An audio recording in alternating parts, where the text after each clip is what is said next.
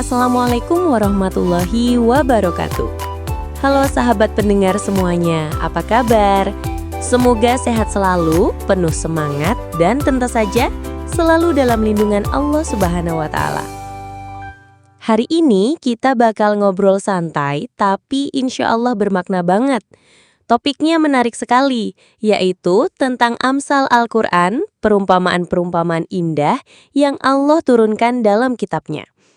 Dan aku nggak sendirian, udah hadir narasumber kita yang selalu inspiratif, Kak Nisha. Apa kabar, Kak? Waalaikumsalam warahmatullahi wabarakatuh. Alhamdulillah, baik Sarah.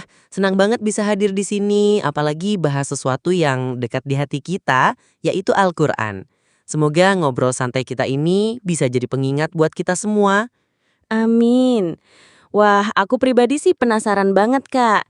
Kayaknya istilah Amsal Al-Quran sering kita dengar, tapi banyak juga yang belum paham. Jadi sebenarnya apa sih Amsal Al-Quran itu?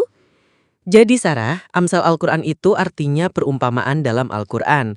Allah memberikan contoh atau gambaran supaya kita lebih mudah memahami hal-hal yang abstrak. Jadi kalau ibaratnya, seperti ilustrasi yang bikin kita langsung, oh ngerti maksudnya. Oh, jadi kayak ketika guru kasih contoh biar murid gampang paham ya? Betul sekali. Misalnya nih, Allah menggambarkan amal orang yang tidak ikhlas. Amal yang tujuannya pamer. Itu seperti debu yang diterpa angin kencang. Hilang, lenyap, nggak tersisa. Masya Allah. Jadi meskipun kelihatannya banyak amal, tapi kalau niatnya salah ya nggak ada nilainya sama sekali. Iya, dan itu bikin kita sadar untuk selalu meluruskan niat. Ada juga perumpamaan lain yang cukup keras tapi dalam banget maknanya. Allah menggambarkan orang yang diberi ilmu tapi tidak diamalkan. Seperti keledai yang membawa kitab-kitab tebal. Kitabnya banyak, berat, tapi si keledai nggak ngerti isinya. Aduh, langsung kena di hati.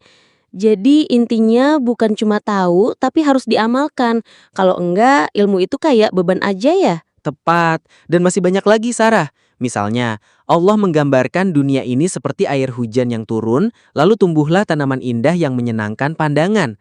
Tapi setelah itu, tanaman itu layu, kering, dan hancur. Ini mengingatkan kita bahwa dunia itu fana, indah sebentar, lalu hilang. Subhanallah. Jadi dunia ini kayak panggung sementara ya. Kita sering terlena padahal semua cepat berlalu. Benar banget, makanya perumpamaan-perumpamaan dalam Al-Quran itu bukan hanya untuk dicerna oleh akal, tapi juga untuk menyentuh hati.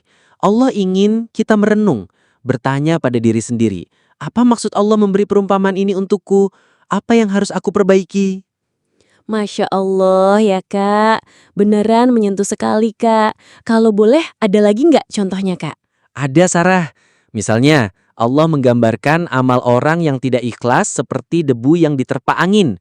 Dalam surah Al-Ibrahim ayat 18 Allah berfirman, Masalul ladzina kafaru birabbihim a'maluhum karamadin ishtadat bihir rihu fi yaumin asifin.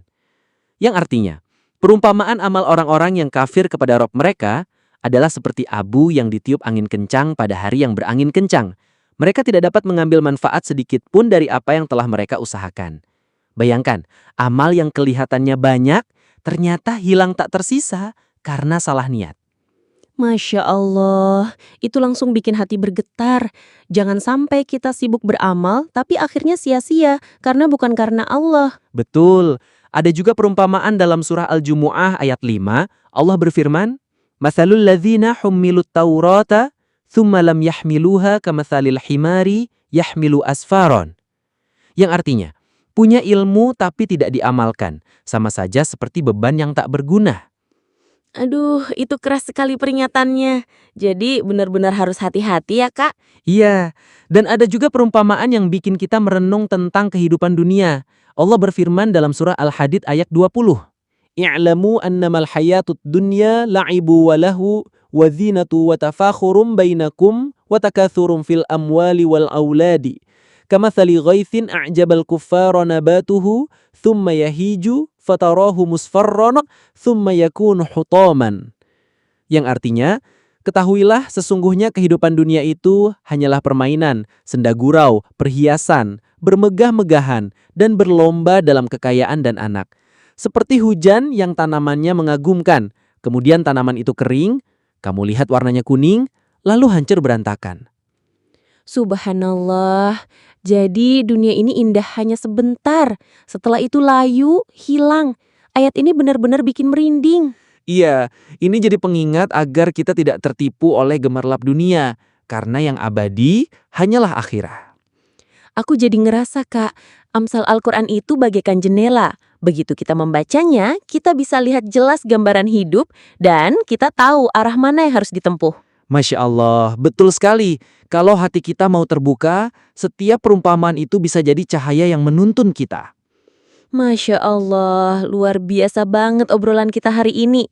Aku yakin pendengar juga merasakan getaran yang sama. Alhamdulillah, semoga Allah menjadikan kita orang-orang yang membaca, memahami, dan mengamalkan isi Al-Quran. Amin ya robbal alamin. Baiklah sahabat semua, terima kasih sudah mendengarkan podcast ini. Mari kita terus dekatkan diri dengan Al-Quran karena di dalamnya ada cahaya, petunjuk, dan perumpamaan yang menuntun langkah kita menuju Allah. Aku Sarah bersama Kak Nesya pamit undur diri. Wassalamualaikum warahmatullahi wabarakatuh. Waalaikumsalam warahmatullahi wabarakatuh.